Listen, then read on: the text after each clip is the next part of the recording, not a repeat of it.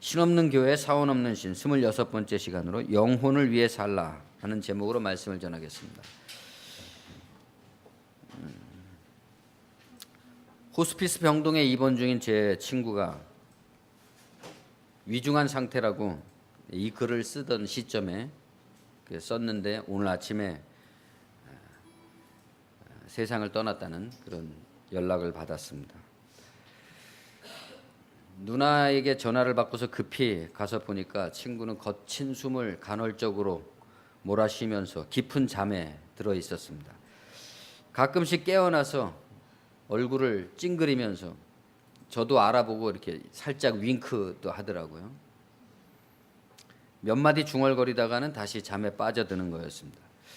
누나들은 제게 동생을 위해서 기도를 해달라고 자리를 내어줬는데 제게는 임종을 앞둔 친구 앞에서 제가 친구로서인지 목사로서인지 아직 결정을 못한 채 앉아있는 이 현실이 너무나 비현실적이었기 때문에 그냥 친구의 손을 붙들고 시름에 겨워 앉아 있었을 뿐입니다. 마치 머릿속에서는 주여 이 순간도 당신은 참 냉철하시겠지요? 그런 말이 떠오르는 것만 같아서 얼른 고개를 숙이고 주여 친구의 영혼을 긍휼히 여겨주십시오. 그의 영혼을 평안하게 해주십시오. 그의 죄와 허물을 용서해 주시고 하나님의 나라에서 그를 환대해 주십시오. 저의 친구는 어서 빨리 이 고통에서 영혼이 해방되기를 고대하고 있습니다. 그렇게 기도를 드렸습니다. 여러분들에게도 그런 경험들이 있으실 겁니다. 아직 젊은 분들은 앞으로 그런 일이 없으면 좋겠지만 대비를 해두시면 도움이 될지 모르겠습니다. 우리가 이런 일 앞에서 매번 겪는 곤란은 대책이 없는 난감함입니다. 우리가 어떤 반응을 하든지 소용이 없다는 거죠. 우리 손을 떠난 그야말로 하나님께 맡겨진 삶과 죽음이 다 자연의 한 조각이 아니겠는가 하는 누구의 유언처럼 난감함은 우리들의 몫이고 자연의 한 조각은 지금 자연의 한 조각인 상태로 들어가 있는 그 사람의 몫이죠. 그 사이에 무엇이 있겠습니까? 그 사람과 우리의 차이가 어떤 것이겠습니까? 혼수 상태라는 말을 자주 쓰는데 그 혼수라는 말 역시 어두울 혼, 잠잘면 그렇잖아요. 혼수라는 말 역시 우리들의 입장에서 겪는 난감함을 알 수 없음을 그렇게 표현한 것이죠. 그래서 그런지 제게는 혼수의 어둠 속에는 우리가 알지 못하는 밝음이 들어있지 않겠는가 하는 생각이 납니다. 칼 융이 말하기를 무의식도 의식이다 그런 대목이 기억이 납니다. 무의식이건 의식이건 인간이 그동안 스스로 밝음이라고 자랑해왔던 스스로의 명석한 이성, 이것이 얼마나 우리들 자신의 본질적인 영혼의 빛을 가리고 있었는가. 오직 하나님과 교통하는 그 영혼의 생명이라는 것을 우리의 이성이 그동안 얼마나 가리워왔던가 하는 것만이 드러나는 거죠. 그 존재의 빛이라는 것, 그 생명이라는 것은 어디서 온 것인가? 어머니와 아버지가 만나서 한 생명이 잉태되는 순간 마치 어둠 속에서 등불이 탁 켜지듯이 그 빛이 켜짐으로써 그 빛이 켜진 것을 우리는 세상이라고 하는 거죠. 그 자신에게 세상이 켜짐으로써 그 일에 무의식도 의식인 그 의식의 빛이라는 것은 꺼진 적도 없고 소멸하는 적도 없고 잠든 적도 없이 밝혀져 있었습니다. 아직 우리가 태어나기도 전 어머니의 자궁 속에서 말이죠. 이미 그 빛은 밝혀져 있었던 거죠. 그렇기 때문에 혼수 상태의 친구를 보면서 빛은 가장 어두운 곳에서 가장 밝다. 그런 말씀이 생각이 났습니다. 그 빛이 지금 더 어두운 곳으로 꺼져 가려고 하는데 과연 어두운 곳에서 밝은 빛으로 나온 사람이 이제 다시 이 세상에서 그 속으로 들어가려고 할 때 그곳은 어두운 곳일까요? 밝은 곳일까요? 도대체 어떤 곳일까요? 우리는 관용적으로 이런 표현들을 사용하죠. 이 어둠의 세상. 이 밝은 세상으로 우리가 나왔는데 우리는 이 밝은 세상을 어둠의 세상이라고 부르고, 우리가 어두운 곳으로 들어가는데 그 어두운 곳을 계시록에 뭐라고 얘기했습니까? 해보다 더 밝은 곳이다. 그렇게 말을 했습니다. 이게 우리들의 믿음이죠. 내가 진실로 내게 이르노니 오늘 내가 나와 함께 낙원에 있으리라. 그 밝은 곳에 있으리라 하는 게 우리의 믿음입니다. 그것을 우리가 믿음이라고 부르는 것은 그 이상의 어떤 정보를 주지 않았다는 거죠. 그 이상의 정보를 주지 않았기 때문에 일종의 힌트와 같이. 힌트라는 게 뭡니까? 부정확한 것도 아니고 그렇다고 모든 것을 다 가르쳐 주는 것도 아닌 것이죠. 그렇기 때문에 지나침은 모자람만 못하다는 말처럼 삶과 죽음 너머의 세계에 대해서 우리가 지나치게 자세히 다 알고 있다는 식으로 행동할 필요도 없겠지만, 그렇다고 해서 지나치게 나는 아무것도 모른다거나 없다거나 그렇게 말해서도 안 될 것입니다. 유교의 경전 중에 우리 기독교의 로마서와 같은 위치를 갖는 중용이라는 책에 따르면 아직 자아의 희노애락의 아상이라는 것은 선악의 분별을 말하는 거죠. 좋고 나쁘고, 좋지도 않고 나쁘지도 않고 뭐 이런 그런 선악에 대한 아상이 생기기 이전을 중이라 한다 그랬습니다. 아직 감정의 아상이 생기기 이전 상태. 그 중에 도달하는 것을 목표로 하는 가르침이 유학이라는 겁니다. 그러니까 단순히 어떤 유교 우리가 이렇게 생각할 때 뭐 공자님 말씀 어쩌고 저쩌고 제사의식 이런 것처럼 관념적인 철학이 아니라 어떤 영적인 내용을 가지고 있다는 것을 알 수 있죠. 아직 내게서 선악의 어떤 희노애락의 감정들의 그 감정이라는 것이 생기기 이전 상태를 중이라 하는데, 그 중에 도달하는 것. 왜 중이라고 했겠습니까? 어떤 감정이 벌써 생겼으면 그것은 한쪽으로 치우친 거예요. 이미. 그러니까 그것이 이쪽이든지 생기기만 하면 그것은 벌써 치우친 거죠. 그러니까 생기기 이전 상태를 가운데 중이라고 한 겁니다. 그 중에 도달하는 것이 유학의 목적이다. 이런 유학이 나중에 심학으로 발전됩니다. 마음심자. 우주의 법칙과 원리, 그에 따르는 윤리와 정치, 또 예절과 절차 같은 철학적이고 관념적인 그런 성리학적인 사색에서 심증리, 마음속에 이치가 들어있다. 그러니까 추상적 율법의 노력과 수행을 독점한 어떤 특수 계층, 선비, 사대부 이런 특수 계층만이 아니라 누구나 이미 마음속에 들어있는 원리, 진리를 깨달으면, 획득하면 성인의 반열에 들어갈 수 있다라고 가르치는 것이 심학이죠. 그러니까 사대부들의 특수한 철학에서 인간의 보편적인 가르침으로 확대돼 가는 것입니다. 그것은 동시에 철학으로서의 성리학을 가지고서는 만족시킬 수 없었던 민중의 영적 갈망에 대한 영성적 종교 운동으로서의 해답이 제출되는 거죠. 이러한 양명학이라고 부르는데, 나중에 이 양명학 운동이 이제 그 청나라 말기에 어떤 종교적인 혁명 운동으로 발전하게 되는 거죠. 이 새로운 유학을 양명학이라고도 하는데, 이 학파의 선구자인 명나라 때의 철학자 왕수인의 호가 양명인데, 이 왕수인의 호를 따서 그렇게 부릅니다. 왕양명이 양명학을 유학의 정수로 해설하고 그에게서 새로운 영적 활로를 발견한 사람들이 몰려들어서 제자들이 많이 생기게 되니까, 이 왕양명은 주자를 따라오던 정통 성리학도들에게 무수한 비난을 받고 살해 협박에 시달리게 됩니다. 왜냐하면 우주의 원리가 마음속에 들어있다는 진리, 이것을 그 왕양명은 양지라고 했거든요. 양지, 양심의 뭐 알미다 뭐 이렇게 말할 수 있겠죠. 이미 획득된 알미다. 그것만 있으면 누구든지 다 성인의 반열에 들어갈 수 있다.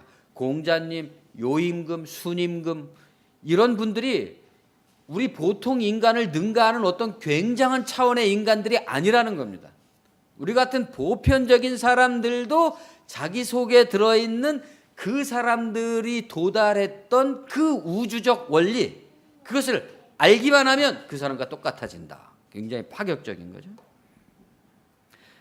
이 누구나 성인이 될 수 있다고 주장한 그의 가르침을 정통주의자들은 정통유학이 아니라 도교와 불교의 혼합물이다, 이렇게 봤던 거죠. 그래서 이단으로 공격을 했습니다. 철학적으로는 이단이고 정치적으로는 기성의 지배 질서를 깨뜨리는 혁명이다, 이렇게 본 거죠. 왕양명은 평생 자신의 가르침이 불교나 도교와 상관이 있다는 혐의를 인정하지 않았습니다. 자기는 오히려 양명 선생의 글에 보면 불교나 도교를 비판하는 글들을 남겼단 말이죠. 왜냐하면 자기가 그 사상적 검열에서 벗어나기 위해서 그렇게 할 수밖에 없었던 거죠. 나중에 가서 왕양명의 제자들 가운데 유불선의 종지는 하나라는 과감한 주장들이 나오게 됩니다. 유학과 불교와 도교의 모든 주장의 핵심은 동일하다, 이런 주장이 나오는 거죠. 그것을 반대하거나 말거나 자연과 같은 심정 상태로 행동하면 누구나 성인의 반열에 들어갈 수 있다. 이런 사상은 온갖 자아의 아상이 만들어낸 군더더기를 벗어나는 길, 그 벗어나게 되면 인간이 지금 겪고 있는 모든 괴로움과 고통을 벗어날 수 있는 길이 생긴다라는 가르침은 동양에만 있는 것도 아니고 서양에만 있는 것도 아니고 이슬람에도 있습니다. 어디나 세계의 모든 곳에 이런 게 있죠. 장 자크 루소가 자연으로 돌아가라 라고 외쳤을 때 자연이라는 것은 나무와 숲을 말하는 게 아니죠. 뭐 타잔처럼 되어서 산속으로 들어가라는 말이 아니죠. 자연으로 돌아가라는 것은 인간의 원초적인 상태, 어린아이, 기독교에서 말하는 어린아이 상태로 돌아가라는 거죠. 영혼의 상태. 거기로 돌아가는 게 뭡니까? 예를 들어서 우리가 소유냐 존재냐, 사람은 뭔가를 획득함으로써 존재하는 인간이냐, 존재함으로써 존재하는 인간이냐, doing이냐 being이냐, 뭔가를 함으로써 존재하는 인간이냐, 아니면 존재하기 때문에 뭔가를 하는 것이냐 라는 질문하고 똑같은 거죠.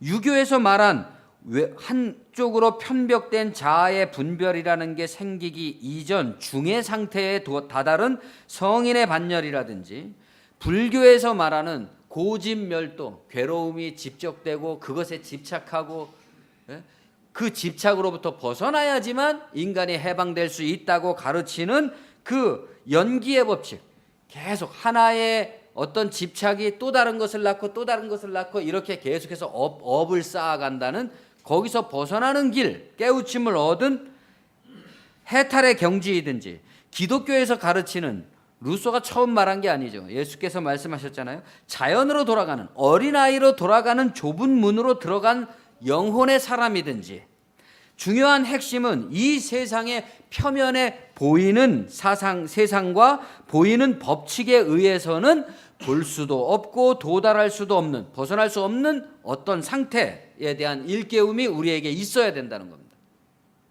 보이는 게 다가 아니라는 거예요. 보이는 것들은 보이지 않는 것으로 말미암았다 그랬잖아요. 이러한 일깨움을 우리는 전도라고 하는 거죠. 못 보는 것을 보게 해주는 거죠. 그렇기 때문에 전도에는 반드시 증거가 있어야 되고 증험이 있어야 됩니다. 오늘날 종교의 세계에는 말만 남았지 증거나 증험이 없는 게 문제죠. 그러나 전도를 하는 사람이라면 자기가 믿고 전파하는 것에 대해서 반드시 자기가 경험하고 자기의 증험이 있어야 되는 거죠. 도달은 둘째치고, 예를 들어서 우리가 그런 경지에 내가 도달했다, 이런 거는 둘째치고라고도 나는 그것을 위해서 추구한다라는 정도의 추구는 항상 있어야 되는 거죠. 실천이라는 것은 자기가 믿고 전하는 원리를 스스로의 삶에서 증험하고 확충해 나가는 부단한 추구 외에는 다른 것이 아니죠. 부단한 추구입니다. 내가 사도 바울도 그렇게 말했잖아요. 내가 도달했다 함도 아니요 이미 얻었다 함도 아니요 끝없는 경주자와 같이 달려가고 있다. 그러면 뭐겠습니까? 가장 중요한 것은 다른 사람은 돌아볼 필요가 없는 자기 자신의 상태가 제일 중요하죠. 내가 지금 구했으면 구한 것이고 찾았으면 찾은 것이고 두드리면 들어간 것이죠. 내가 그것을 구하고 찾고 두드리고 있는 것이라면 나는 지금 그것을 찾고 구하고 두드려 가고 있는 것이고, 만약에 아니면 아닌 거죠. 뭐 그랬다고 치자, 이런 게 믿음이라고 생각한다면 종교는 사기꾼을 양산하는 소굴이 됩니다. 다시 말해서 자아의 분별이라는 편벽되고 치우친 생각이 발생하기 이전에 중의 상태를 자기 마음 안에서 발견했느냐?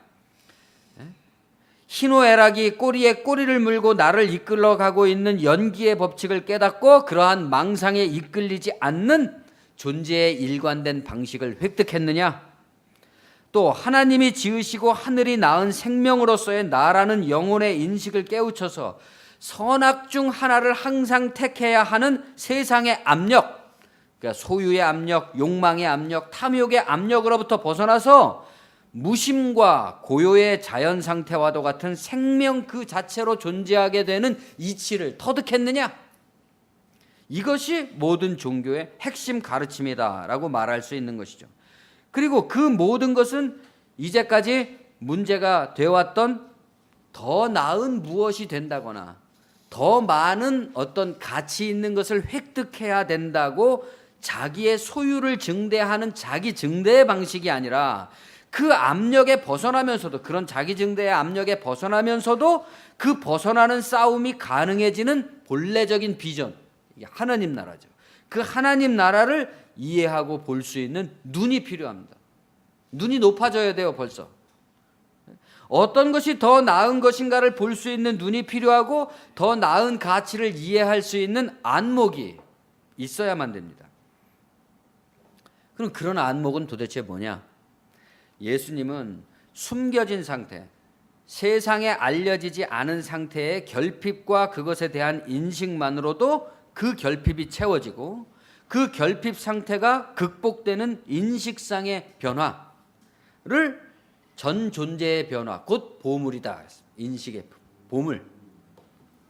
그렇게 되면 더 이상 율법이 필요 없고 성전이 필요 없고 그 자신이 곧 성전이 되고 율법이 되는 겁니다. 옛날에는 누군가가 나를 어떻게 살아야 된다고 가르쳐줘서 그 기준에 내가 맞춰서 살아야지만 됐는데, 이제는 내가 내 안에서 보이는 모든 것마다 이미 보는 즉시 그것이 결핍이면 결핍이 극복되고, 그것이 슬픔이면 슬픔이 치료되고, 그것이 미움이면 미움이 극복되는 겁니다. 이런 상태가 됐다 이겁니다. 문제는 보물이 있는 곳에 마음이 있듯이 그걸 보물이라고 발견한 사람이라면 온통 거기에 마음이 있어야 된다는 겁니다. 보물이라고 했기 때문에 획득할 만한 값어치가 있고 획득하는 기쁨이 있어야만 됩니다. 그래야 예수를 믿어서 고행하는 사람이 아니라, 어떤 사람들은 예수를 믿으면 십자가를 지른 길입니다 막 이러면서 자기도 괴롭고 다른 사람도 괴롭히려고 그러잖아요. 그러나 주님은 분명히 이 길을 따르는 사람은 행복하다 그랬잖아요. 그러니까 고행이 아니라 행복이 있어야 되는 거죠. 가령 여러분은 이제 자기를 정직히 직면해서 자기를 통찰하기만 하면, 그러니까 제가 항상 추천해드리는, 아침에 깰 때 한 10분 정도 가만히 누워서 자기 마음속에서 일어나는 것을 관찰해봐라. 그럼 일어나는 즉시, 일어나는 것을 그걸 자기가 발견하는 즉시 그것이 사라져버립니다. 그 길을 발견해라. 그렇게 발견하기만 하면, 통찰하기만 하면 그것만으로도 거기에서 벗어나게 되고 충분한 만족이 오는 것을, 이전에 여러분을, 내 마음을 지배하고 있던 온갖 탐심과 유혹과 원망과 미움과 질투가 그것을 온전히 발견함으로써 없애버리는 게 아닙니다. 때려서 없애버리는 게 아닙니다. 이 사단을 어떻게 없앨까, 그런 게 아니라 그냥 그것을 통찰하고 발견함으로써, 그게 말이잖아요. 그게 하나님, 예수님께서 말씀으로 귀신들을 내어 쫓으셨다 할 때 그게 말씀입니다. 그런 것이, 그러한 인식상의 변화가 가능한가 하는 증험을 여러분은 이제부터 요구받고 있는 거죠. 그러니까 그 말이 가능한지 알아보시기 바랍니다. 여러분 자신에게서. 아무도 알아주지 않아도 알아줄 필요도 없는 거잖아요. 그건 혼자서 일어나는 거니까. 알아주지 않음으로써, 그렇잖아요. 내가 오늘 아침에 이런 것을 해결했다, 이렇게 떠벌려봤자 소용이 없어요. 나 혼자 이미 너무나 충분한 겁니다. 다른 많은 사람들과 어울려서 그 사람들과 무슨 사업을 해서 그 속에서 하나님의 위대하심을 발견하고 뭐 그런 게 아니죠. 자기 안에서 자기에게 주어진 모든 인생, 그 속에서 하나님의 역사하심, 하나님의 능력의 위대함, 자기가 날마다 변화되어 가는 즐거움, 이것이 다 발견됩니다. 이런 빛나는 자기 영혼의 눈동자를 가질 수 있느냐, 내가 그것을 스스로 알아보셔야 됩니다. 육체의 등불은 눈이듯이 영혼의 등불은 마음입니다. 여기서 마음이라는 것은 분별력, 이해력, 직관력, 통찰하는 인식을 가리키는 거죠. 눈이 침침한 사람이라면 온몸이 어두울 겁니다. 마찬가지로 마음의 등불이 밝혀지지 않고 희미하게 되면 어때요? 다른 게 밝아지죠. 다른 게 밝아지고 영혼의 눈은 침침해집니다. 영혼의 빛을 알지 못하는 사람은 그 빛에 대해서 생각할 수가 없습니다. 이 세상 자체를 자기의 빛이라고 생각하는 사람은 세상의 그늘을 비추고 있는, 그 세상의 그늘을 비추고 있는 숨겨진 빛, 미량, 그 숨겨진 빛을 귀하게 여길 수가 없습니다. 왜냐하면 그 두 가지를 한꺼번에 추구할 수가 없기 때문이죠. 세상의 빛을 추구하는 사람은 그 숨겨진 빛이 안 보여요. 그 숨겨진 빛을 추구하는 사람은 세상의 빛이 빛으로 안 보입니다. 두 가지를 다 섬길 수가 없다. 한 가지를 선택하면 다른 한 가지는 여러분을 적대합니다. 그렇죠? 여러분도 한 가지를 선택했다는 것은 다른 한 가지를 적대하겠다는 거죠. 이와 같이 사람은 하나님과 육체를 같이 섬길 수가 없습니다. 영혼과 육, 하나님과 돈, 이것을 같이 섬길 수가 없다. 그래서 모든 우상의 최고봉은 만몬이라고 그랬어요. 돈은 그냥 보이는 것에 대한 상징이잖아요. 예를 들어서 깨끗한 부자론 같은 게 있잖아요. 우리 기독교인들이 깨끗한 부자가 되어서 돈을 많이 벌어가지고 세상에 좋은 일을 많이 해야 된다라고 주장하는 건데, 이러한 왜곡된 복음을 주장하는 사람은 성경은 가난 자체가 복음이고 빛이라고 하는데 부자가 돼서 뭔가를 하자는 식으로 얘기하는 것이기 때문에 왜곡된 복음이죠. 이런 왜곡된 복음을 주장하는 사람은 사람이 아주 나쁜 것은 아니겠지만 분명 나쁘거나 어리석거나 할 겁니다. 그러나 어리석진 않죠. 그런 사람들이 대개 보면 굉장히 성공적인 사람들이기 때문에 어리석은 게 아니라 아마 나쁜 걸 겁니다. 그럴듯하게 꾸미고 남에게 칭찬받기를 즐기고 모든 것을 어떤 외적으로 보이는 것을 통해서 증명하려고 하는 욕망이 강한 사람들이죠. 한마디로 말하면 사기꾼 기질이 많은 겁니다. 이런 거를 세상은 능력이라고 부르는 모양이지만 말입니다. 중요한 건 그들이 왜곡시키고 가리고 있는 영혼의 빛이다. 그 사람을 비난하고 싶은 게 아니라 그런 관념, 사상, 이런 것을 통해서 많은 사람들이 그 사람들의 말을 따라가다가 자기 영혼을 잃어버린다. 자기 영혼을 볼 수 있는 기회를 상실해버린다는 게 가장 큰 문제죠. 대부분의 사람들은 이 세상을 살아가기 위해서 일을 합니다. 여러분 다 일하고 계시잖아요. 또 자기 영혼을 위해서도 일하죠. 자기를 위해서 일하는 거예요. 먹고 살기 위해서도 일하지만 그게 곧 자기 영혼을 위해서 일하는 거죠. 그러면 살아가기 위해서, 영혼을 위해서 일하고 있다면 마땅히 그렇게 살아져야만 되는 겁니다. 그런데 사람들은 항상 무엇을 먹을까, 무엇을 입을까, 무엇을 마실까, 어느 정도 먹을까, 어느 정도 입을까, 어느 정도 마실까를 항상 걱정합니다. 그러다 보니 영혼을 위해서는 그만큼 더 걱정할 수가 없죠. 그러나 무엇이 더 중요한 겁니까? 생명은 음식이나 의복보다 훨씬 중요한 거죠. 그것은 누구로부터 주어진 것입니까? 하나님으로부터 주어진 거죠. 그렇다면 하나님의 피조물인 다른 피조물들을 좀 보십시오. 공중의 새들을 보십시오. 그들은 뿌리지도 거두지도 않지만 하나님께서 그들을 먹이십니다. 하나님이 보시기에 인간이 그러면 새보다 못한 걸까요? 하나님이 볼 때? 그렇게 생각하는 사람들이 많습니다. 하나님이 인간을 새보다 못하게 대접하고 있다고. 왜 사람들은 새보다 못한 삶을 살고 있는 거죠? 새는 그런 걸 걱정 안 하는데 왜 인간은 그런 걸 걱정하고 있는 거죠? 그러나 하나님이 사람에게 생명을 주신 거라면 그분은 사람을 먹여 살리기로, 기르시기로 결심하신 거죠. 그런데도 불구하고 사람들은 이러한 하나님의 뜻을 거역하고 저마다의 노력으로 자기가 살아가는 것처럼 생각하고 있습니다. 자신을 위해서 아무리 노력한다고 할지라도 아무것도 할 수 없다는 것을 모르고 있습니다. 사람은 자기의 생명을 한 시간도 늘릴 수가 없죠. 그런데 모두들 늘릴 수 있는 것처럼 생각하면서 살아갑니다. 그 결과 늘릴 수 있을 것처럼 생각하는 게 뭡니까? 무엇을 입을까? 무엇을 마실까? 무엇을 먹을까? 같은 쓸데없는 걱정들을 하는 겁니다. 들의 꽃을 보십시오. 꽃들은 일하지도 않고 길쌈을 하지도 않지만 솔로몬 대왕이 궁중에서 입었던 그 어떤 의상보다 화려하게 더 멋지게 차려입고 있습니다. 하나님이 오늘 피었다가 내일 시들어버리는 그런 풀과 꽃에도 그렇게 가꾸어 주시는 거라면 하물며 사람이겠습니까? 여기서 우리가 오해하면 안 됩니다. 이 모든 말씀의 바탕에는 왜 사람이 공중의 새처럼 들의 꽃처럼 살지 못하는 것인가? 라는 반문이 전개되고 있는 거죠. 왜 사람은 그렇게 못 사느냐? 그냥 우리가 공중의 새처럼 들의 꽃처럼 살아가시오 라고 한다면 말이 안 되죠. 그건. 우리는 우리들과 우리들이 살아가는 세상을 향해서 우리는 왜 하나님이 기르시는 똑같은 피조물인데도 공중의 새나 들의 백합과 같이 살지 못하고 그것만도 못하게 살고 있는 것인가? 라는 질문을 해야만 합니다. 그러면 어떻습니까?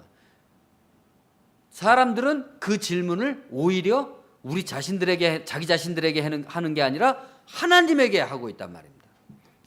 가령 제 친구에게, 그의 누나들에게, 그의 딸들에게, 그 친구의 둘째 딸은 우리 예형이하고 동창이에요.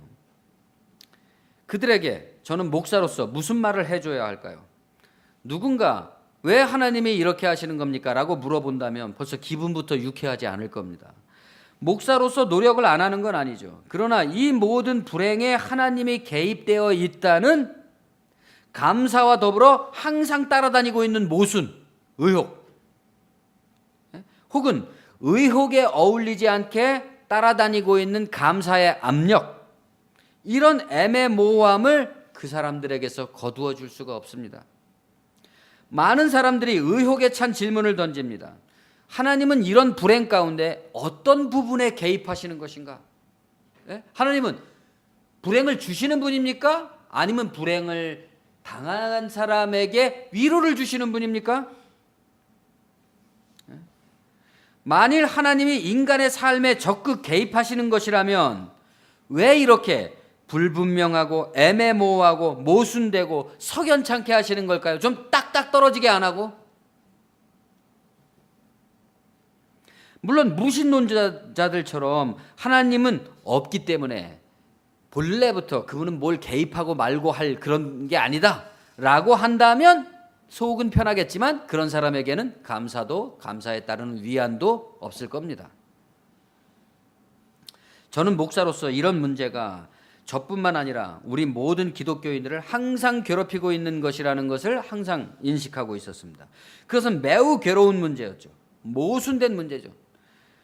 문제는 사람들에게 병존하는 의혹과 모순입니다.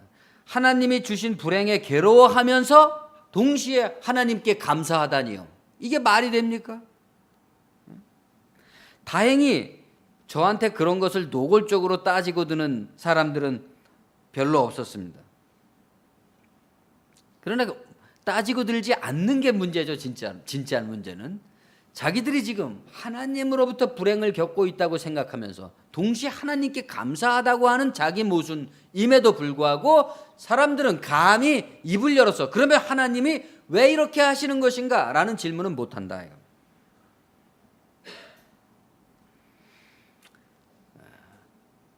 그렇지만 제가 목사로서 불행에 직면한 사람들에게 불행과 감사 사이에 살짝 감성을 파고드는 메시지만을 교묘한 메시지 외에 실질적으로는 아무런 의미도 전달할 수가 없는 것이라면 저의 직업은 얼마나 비루한 것입니까? 아니 도대체 우리들의 이 신앙이라는 게 도대체 무슨 가치가 있는 겁니까? 그런 말장난에 지나지 않는다면. 예? 지금 암에 걸려서 죽게 된 사람한테 고약 발라주면서 잠시 후면 날 겁니다, 이렇게 얘기하는 것이라면 우리의 이 모든 신앙이라는 게 도대체 무슨 의미가 있느냐 이거죠. 그런데 사람들은 또 그런 고민에 시달리고 있는 저한테 와서 이렇게 말하는 겁니다. 목사님, 저희를 위해서 기도해 주십시오. 제가 꼭 필요하다는 거죠. 뭐가 필요하다는 건지를 확실히 해두자 이겁니다, 우리에게. 왜 그들에게 이런 불행이 닥쳐온 것인지 설명할 수도 없으면서 고작 하나님의 무능함의 전능함 따위의 어떤 말이 됩니까? 하나님의 무능함의 전능함? 그런 말장난 같은 신학적 변설들을 늘어놓으면서 그럼에도 불구하고 중요한 것은 사람들은 여전히 하나님께 자기가 보호받고 있다고 느끼고 믿고 있는 사실이죠. 얼마나 슬픈 현실입니까? 하나님이 우리에게 이러한 모든 불행을 주셨다고 생각하고 있으면서도 동시에 그에게 감사하고 보호를 받고 있다고 생각하는 이 이상함. 우리는 하나님을 그렇게 믿고 있건만 하나님은 너무나도 냉정하잖아요. 그런 상태에서 우리가 세상을 만약에 떠나서 하나님 앞에 갔을 때 하나님과 우리를 모종의 그냥 인간적인 인간 대 인간과 같은 그런 인격성으로 놓고 볼 때 그런 서로 간의 모순과 오해 가운데 있던 두 사람이 만났을 때 무슨 말을 할 수 있겠습니까? 우리는 이제 전통적 의미의 하나님과 신앙을 설명해 주던 신학이라는 것을 근본적으로 다시 생각해 봐야 될 시점에 다다랐습니다. 그것은 왜 사람들이 공중의 새처럼 들의 꽃처럼 살지 못하는가 하는 질문을 세상을 향해서 던져야 된다는 거죠. 하나님을 향해서 던지는 게 아니라. 세상을 향해서 그 질문을 던질 것인가? 하나님을 향해서 던질 것인가? 라는 갈림길에 놓여 있는 겁니다, 우리의 신학이. 세상을 향해 던진다는 것은 세상뿐만이 아니라 자기 자신에게 그 질문을 던진다는 것이죠. 나는 왜 공중의 새처럼 들의 백합처럼 살지 못하는 것인가? 하나님이 똑같이 지으셨는데. 그래야 우리는 하나님의 경륜을 제대로 이해하게 됩니다, 그때 가서야. 지나치게 하나님을 의인화한다면 그것은 하나님과는 상관없이 내가 내 마음속에서 만들어내는 자기 신학에 의해서 자기 모순에 스스로 빠져드는 것이지만, 의인화라는 함정을 벗어나게 되면 대상과 상관없이 대상 의인화의 함정을 벗어나면 오히려 하나님의 진짜 초월한 인격성이 드러나게 되죠. 그는 창조주이시고 안식하시는 하나님이십니다. 숨어 계신다는 뜻입니다. 적어도 이 땅에서, 그러면 하나님이 숨어 계시다는 것은 무슨 뜻이냐? 적어도 이 땅에서 인간은 하나님의 대리자라는 겁니다. 어떤 인간이든지, 그 사람이 똑똑한 사람이든 멍청한 사람이든 아픈 사람이든 어떤 사람이든 인간은 이 세상에서 신의 대리자로 존재하는 거죠. 신의 현현입니다. 우리가 예수 그리스도를 하나님의 아들이자 왕이라고 부르는 이유는 그냥 그를 무턱대고 섬기고 신비주의적으로 얘기하는 게 아니죠. 사람의 아들을 우리는 신이라고 부르는 겁니다. 사람의 아들을. 그 말은 내가 곧 그를 통해서 신적인 자기 존재성을 확인한다는 거죠. 적어도 내가 이 땅에 이렇게 존재하고 있는 한은 나는 하나님의 대리자고 하나님의 현현이고 나를 통해서 하나님이 자기의 모든 일을 하시는 것이죠.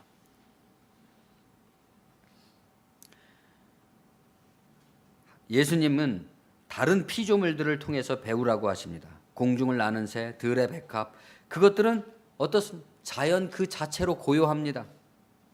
그 자체가 안식이고 안식만이 그들의 유일한 관심이죠. 동물의 세계, 식물의 세계는 뭐예요?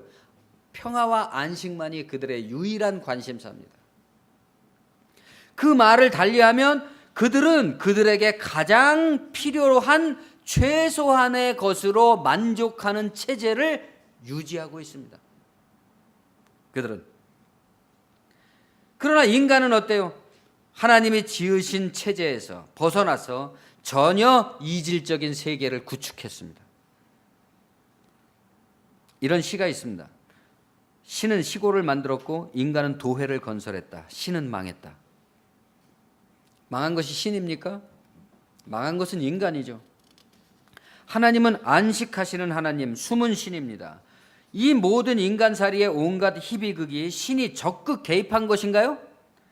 예수님의 지금 말씀은 그것이 아니라는 것을 분명히 말씀하고 있는 겁니다. 하나님이 개입했다. 그 보상과 형벌에 적극 개입하시기 때문에 어떻게 살아야 된다는 겁니까? 그동안에는 하나님이 인간을 저렇게 내려다보면서 모든 하는 일을 일일이 심판하고 간섭한다고 생각하는 한에서의 신앙의 생활이라는 건 어떻게 해야 되는 거예요?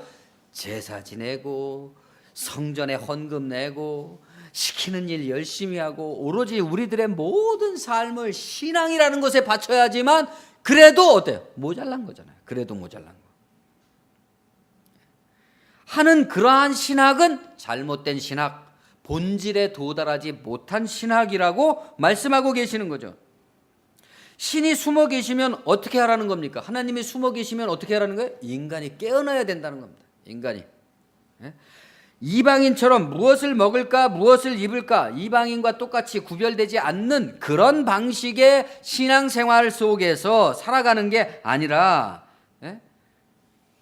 우리가 걱정해야 될 것은 하나님이 숨어 계시기 때문에 하나님 어디 계십니까? 이런 게 아니라 더 이상 그런 하나님이 숨어 계신 것을 걱정하지 말고 우리 자신이 걱정하지 않고 고민하지 않으면서 살 수 있는 체제, 제도, 그것을 고민해야 되는 거죠. 내가 어떻게 하면 들의 백합화, 공중을 나는 새와 같이 무엇을 먹을까, 무엇을 마실까 이런 것에 의해서 시달리지 않는 체제의 삶을 구축할 것이냐. 인간의 영혼에 대한 인간의 책임을 말하는 거죠. 그것도 무한 책임이고 무한한 추구로서의 태도를 말하는 것입니다. 이방인과 같은 믿음과 상관이 없는 지금까지의 신학에 대한 변전이 있어야지만 그 다음 걱정하지 말고 고민하지 말라는 말씀은 실효성을 갖게 됩니다. 그렇지 않다면 미래를 걱정하지 마시오. 오늘에 사시오. 한날의 괴로움은 그날의 족합니다. 그것이 아버지의 뜻입니다. 미래가 닥친다면 그때에도 그렇게 살아갈 뿐입니다. 이런 가르침은 배부른 사람의 헛소리에 지나지 않게 되고 가난한 사람의 복음도 될 수가 없는 거죠. 비트겐슈타인이라는 철학자가 한 명언 중에 인간의 삶은 시계의 한계가 없듯 무한하다는 말이 기억에 남습니다. 그게 영혼의 삶이라는 거죠. 우리의 육안은 한계가 있지만 우리는 그 육안 너머에도 세계가 끝없이 펼쳐져 있다는 것을 알고 있습니다. 육안의 한계는 시계의 한계가 아니죠. 우리가 이렇게 깨어있는 인간으로 존재하고 있다면 우리에게 있어서 죽음은 경험되는 경험이 아닙니다. 경험될 수가 없기 때문에 죽음은 존재하지 않는 거죠. 죽음이 존재하지 않는다는 것을 명확히 할 때 우리는 생명 그 자체에 집중하게 되죠. 죽음이 존재한다고 생각하는 한 우리는 그 죽음에 의해서 항상 발목을 잡히고 항상 그것에 의해서 억눌린 삶을 살게 됩니다. 그러나 내일 일은 내일 걱정하자. 그날의 일들은 그날에 겪어나갈 것이다 라고 생각하는 식으로 끝없는 생명을 그 생명에 몰입된 삶을 살아간다면 우리에게 있어서 죽음은 없는 것이고 죽음은 결코 우리를 지배할 수 없기 때문에 우리는 항상 영원을 살아가게 된다 하는 것이죠.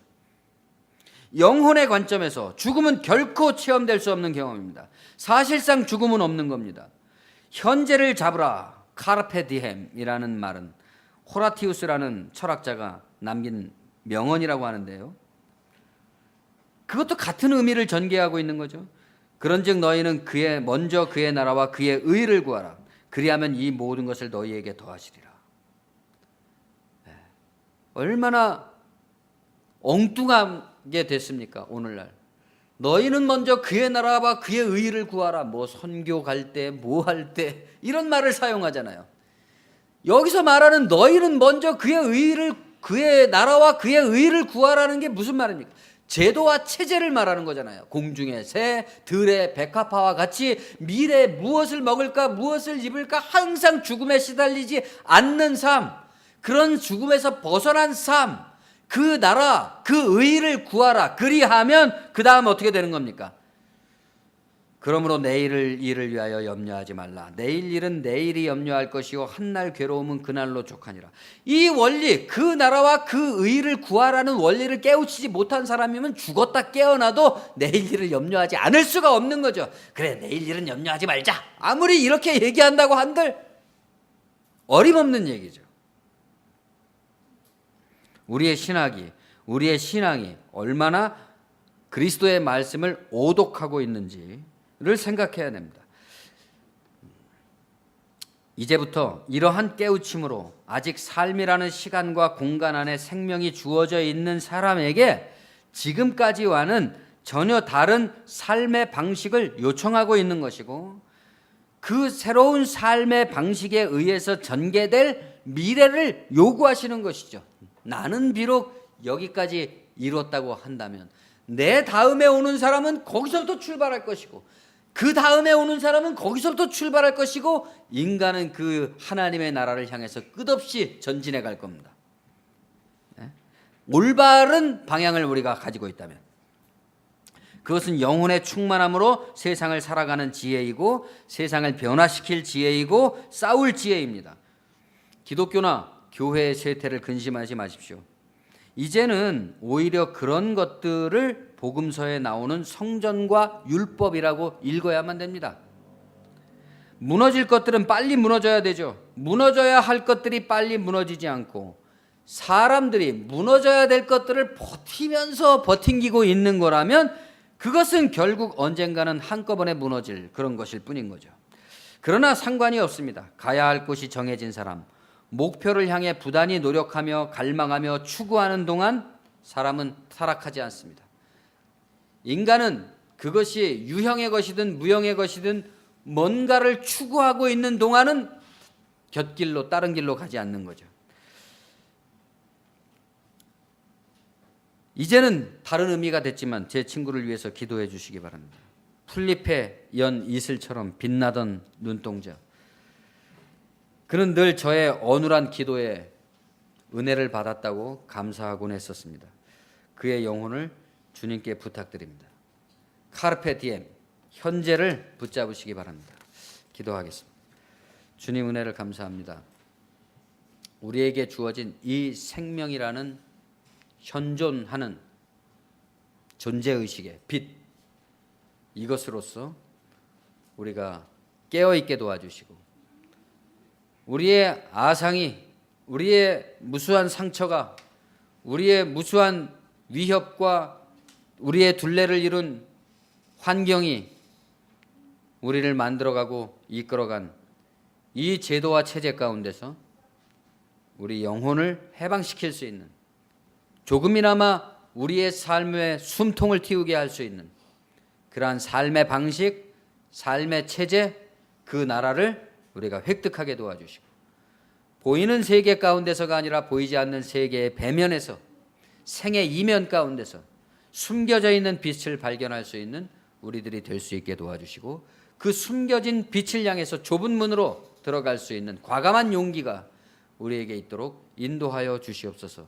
주님, 이 생명의 빛으로 우리에게 빛이 주어져 있는 이 동안 그 빛을 마음껏 발산할 수 있게 도와주시고, 그 빛이 들어있는 우리 서로 동료들 가운데, 우리의 가족들 가운데, 친구들 가운데, 이웃들 가운데, 만나는 모든 사람들 가운데서 그 빛을 드러나게 하는, 그 빛을 증거하는 우리가 될 수 있도록 인도하여 주시옵소서. 우리 자유인교회 모든 교우들의 삶의 방식 가운데, 또 그 관계 가운데, 내용 가운데 이러한 복음의 빛이 충만하여져서 그 빛으로 말미암아서 삶이 하나님의 뜻이 이루어지고 또 그 나라가 확장되어가는 그러한 우리들의 삶이 될 수 있도록 인도하여 주시옵소서. 예수님의 이름으로 감사하며 기도합니다. 아멘.